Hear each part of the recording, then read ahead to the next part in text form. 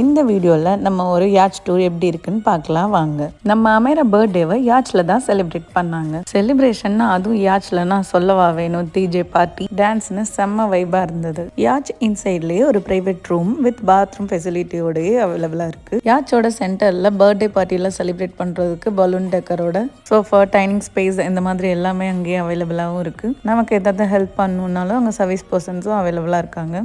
செப்பரேட்டா kitchen ஃபெசிலிட்டியும் இருக்கு அங்கேயே. அது மட்டும் இல்லாமல் வாஷிங் மிஷின், மினி ஃப்ரிட்ஜ் இந்த மாதிரி எல்லாமே யாட்ச்குள்ளேயே இருக்குது.